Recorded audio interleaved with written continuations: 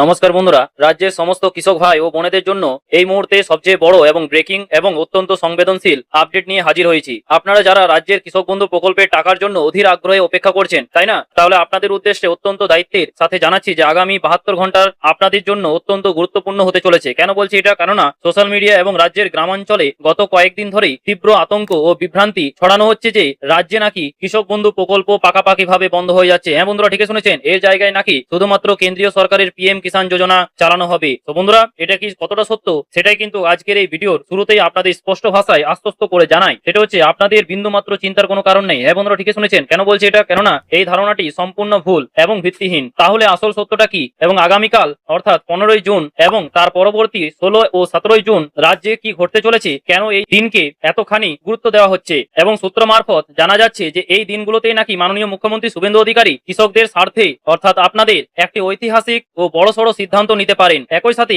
এই 3 দিনেই কি উপভোক্তাদের অ্যাকাউন্টে টাকা রিলিজ করার কোনো ঘোষণা হতে চলেছে, সেটাও কিন্তু আজকের এই ভিডিওতে বিস্তারিত আলোচনা করব। এই সমস্ত প্রশ্নের উত্তর একদম পয়েন্ট টু পয়েন্ট এবং অফিসিয়াল তথ্যের ভিত্তিতে কিন্তু আজকের এই ভিডিওতে আমরা আলোচনা করব। তাই একটু না টেনে অবশ্যই কিন্তু শেষ পর্যন্ত দেখবেন। চলুন শুরু করার আগে আপনাদের কাছে একটা বিনীত অনুরোধ, আপনারা যদি চ্যানেলে নতুন হয়ে থাকেন তো অবশ্যই কিন্তু চ্যানেলটিকে সাবস্ক্রাইব করে পাশের বেল আইকনটি প্রেস করে রাখবেন, যাতে আমি চাই না যে আপনি পরবর্তীতে কোনো প্রকল্প থেকে বঞ্চিত হন। ঠিক আছে, আপনি যাতে এই কৃষক বন্ধু প্রকল্পের সুবিধাও যাতে পান এবং কোনো আপডেট মিস যাতে না হয়, তো অবশ্যই কিন্তু সাবস্ক্রাইব করে পাশের বেল আইকনটি প্রেস করে রাখবেন এবং ভিডিওটি ভালো লাগলে অবশ্যই কিন্তু একটা লাইক করে আপনাদের সহকর্মীদের সাথে অবশ্যই শেয়ার করবেন, যাতে ওনারাও এই ইনফরমেশনটা পেয়ে উপকৃত হয়, যাতে এই দুশ্চিন্তা থেকে মুক্ত হয়। চলুন শুরু করা যাক। তো বন্ধুরা, সবার আগে যে বিষয়টি নিয়ে রাজ্য জুড়ে জোর চর্চা চলছে তা হলো আগামী 15 এবং 16 জুনের বিশেষ সরকারি ক্যাম্প। হ্যাঁ বন্ধুরা, ঠিকই শুনেছেন, 15, 16 ও 17। ঠিক আছে, এই 3টে দিনেই কিন্তু সরকারি ক্যাম্প বসতে চলেছে। বিভিন্ন বিডিও অফিস থেকে শুরু করে এমনি পঞ্চায়েত অফিসে কিন্তু আপনাদের বসতে চলেছে এই ক্যাম্পগুলো। ঠিক আছে, বড় বড় ক্যাম্প বসবে এবং কিছু জায়গায় পঞ্চায়েতও কিন্তু ক্যাম্প বসবে। তাই অনেক জায়গায় রটে গেছে যে এই ক্যাম্পে গিয়ে নাকি সমস্ত কৃষককে নতুন করে ফর্ম ফিল আপ করতে হবে,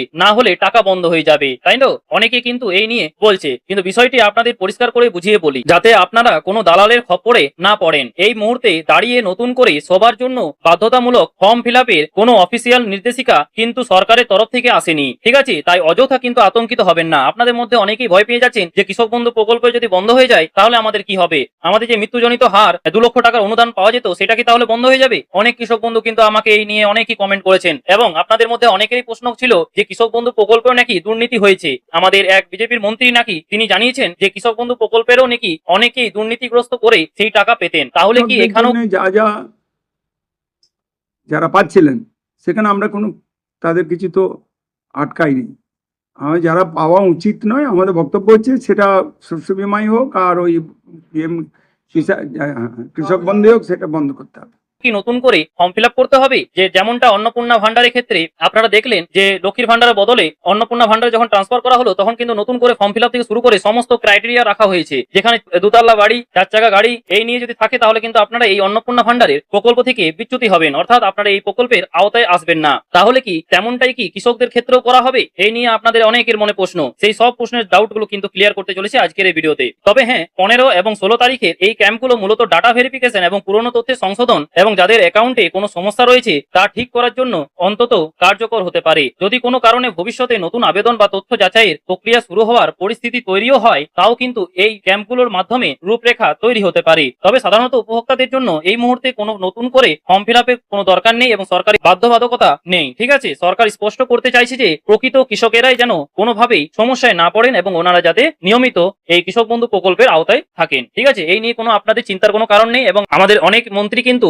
ওনারাও জানিয়েছেন যে কৃষক বন্ধু প্রকল্পের বন্ধ হচ্ছে না, সেটা কিন্তু চালু থাকবে এবং কোন সামাজিক প্রকল্প বন্ধ হচ্ছে না, সেটা তো আমাদের মাননীয় মুখ্যমন্ত্রী শুভেন্দু অধিকারী তিনি ইতিমধ্যে জানিয়ে দিয়েছেন, তাই না? আপনারাও সেটা অনেকেই জানেন। তাই কৃষক বন্ধু প্রকল্প যে বন্ধ হয়ে যাচ্ছে সেই আতঙ্ক থেকে দূরে থাকবেন। সেই প্রকল্প কিন্তু বন্ধ হচ্ছে না, কিন্তু হ্যাঁ, যারা নতুন আবেদনকারী অর্থাৎ আপনাদের মধ্যে যারা নতুন আবেদনকারী এবং 2020 পর থেকে যারা এই কৃষক বন্ধু প্রকল্পের আওতায় আসবে, আপনাদের জন্য কিন্তু একটু প্রবলেম হতে পারে। সেই নিয়েও কিন্তু যদি কিছু স্পষ্ট উত্তর পাই তো অবশ্যই কিন্তু জানিয়ে দেবো। তাই এই কৃষক বন্ধু প্রকল্প যে বন্ধ হয়ে যাচ্ছে সেটা কিন্তু নয়। এবার আসি সেই সবচেয়ে বড় খবরে, যার জন্য লক্ষ লক্ষ কৃষক পরিবার দিন গুনছেন। সূত্র মারফত অত্যন্ত চাঞ্চল্যকর একটি আপডেট সামনে আসছে। মনে করা হচ্ছে যে আগামী 15, 16 এবং 17 জুনের মধ্যে রাজ্য সরকার কৃষক বন্ধু প্রকল্পের চলতি মরশুমের টাকা ছাড়ার প্রক্রিয়া শুরু করতে পারে। সাধারণত খরিফ মরশুমের টাকা দেওয়ার একটি নির্দিষ্ট সময়সীমা থাকে, তাই না? কিন্তু নতুন সরকার গঠনের পর প্রশাসনিক রদবদল ও পোর্টাল আপডেটের কারণে কিছুটা সময় লাগছিল। তবে এখন জানা যাচ্ছে যে সমস্ত প্রস্তুতি প্রায় চূড়ান্ত।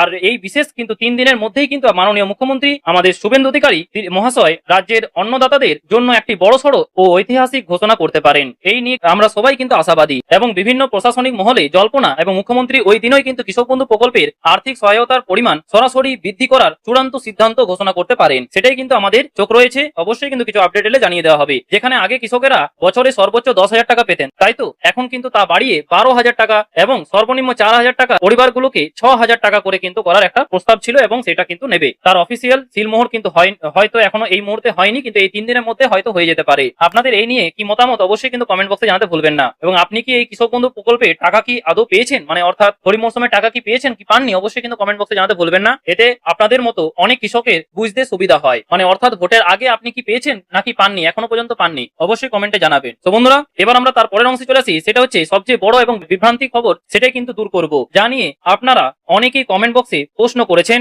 অনেকের মনে ভয় ঢুকেছে যে পিএম কিষাণ যোজনা যেহেতু কেন্দ্রীয় প্রকল্প এবং রাজ্যে এখন নতুন সরকার, তাই হয়তো কৃষক বন্ধু প্রকল্প মানে ডবল ইঞ্জিন সরকার আসা মাত্রই কেন্দ্রীয় প্রকল্প হয়তো চালু হয়ে যাবে, কিন্তু রাজ্যের যে প্রকল্পগুলো রয়েছে যেমন কৃষক বন্ধু প্রকল্প সেটা হয়তো বন্ধ হয়ে যাবে। এটা নিয়ে আপনাদের অনেকের মনে চাঞ্চল্যকর সৃষ্টি হয়েছে এবং পিএম কিষাণ নাকি বেশি করে জোরালো চালানো হবে। সেটাই কিন্তু এখন সত্যি কথা বলতে অবশ্যই কিন্তু এই নিয়ে আমাদের সমস্ত মন্ত্রীরা কিন্তু পিএম কিষাণ যোজনাতেই বেশি ফোকাস করছেন, কৃষক বন্ধু প্রকল্পে নয়।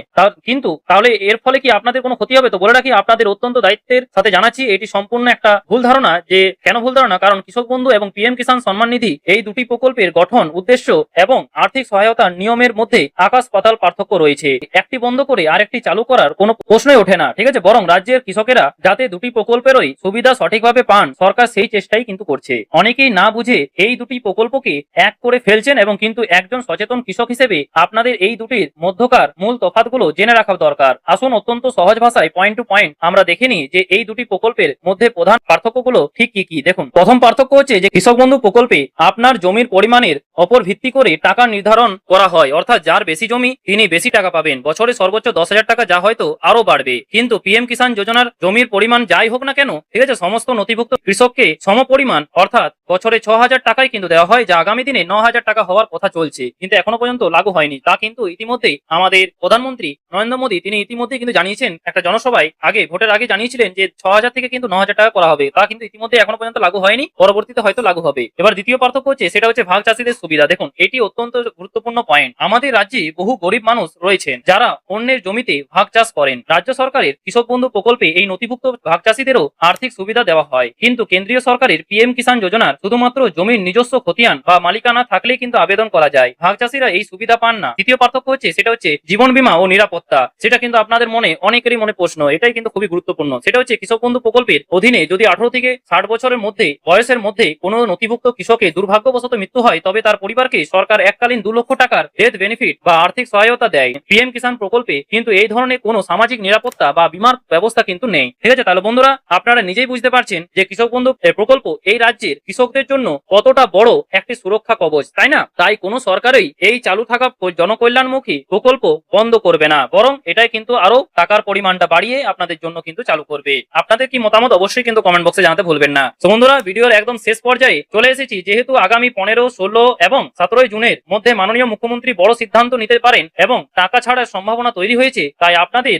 আবারও মনে করিয়ে দিই যে নিজের ব্যাংক অ্যাকাউন্টটি একবার অবশ্যই চেক করে নিন। আপনার অ্যাকাউন্টের সাথে আধার কার্ড এবং ডিবিটি অর্থাৎ ডাইরেক্ট বেনিফিট ট্রান্সফার লিংক যেন অবশ্যই সক্রিয় থাকে, কারণ এবার সমস্ত টাকা ডিবিটি অর্থাৎ ডাইরেক্ট বেনিফিট ট্রান্সফারের মাধ্যমে এক ক্লিকে সরাসরি ব্যাংক অ্যাকাউন্টে পাঠানো হবে। চিন্তার কোনো কারণ নেই এবং এই প্রকল্প যে বন্ধ হয়ে যাবে, যে ভয়টা ছিল আপনাদের মধ্যে, সেই ভয় থেকে দূরে থাকবেন এবং এই প্রকল্প কিন্তু কোনোদিনই বন্ধ হবে না, বরং আরো প্রফেশনাল ও স্বচ্ছ উপায়ে কিন্তু আপনাদের কাছে টাকা পৌঁছে দেওয়ার ব্যবস্থা করা হচ্ছে। তাই অবশ্যই কিন্তু আপনারা যদি চ্যানেলে নতুন হয়ে থাকেন তো অবশ্যই কিন্তু চ্যানেলটি সাবস্ক্রাইব করে পাশের বেল আইকনটি প্রেস করে রাখবেন, যাতে পরবর্তীতে কোনো গুরুত্বপূর্ণ আপডেট মিস যাতে না হয়। এবং হ্যাঁ, আরেকটা কথা, আপনারা যদি এই ভিডিওটি ইউটিউব থেকে দেখছেন তো অবশ্যই সাবস্ক্রাইব করবেন এবং যদি ফেসবুক থেকে দেখছেন তো অবশ্যই কিন্তু লাইক করে একটা ফলো করে দেবেন, ঠিক আছে? তো বন্ধুরা, আজকে এই পর্যন্তই, দেখা হচ্ছে পরের ভিডিওতে নতুন কোনো আপডেট নিয়ে। থ্যাংক ইউ, পাশে থাকবেন, সুস্থ থাকবেন।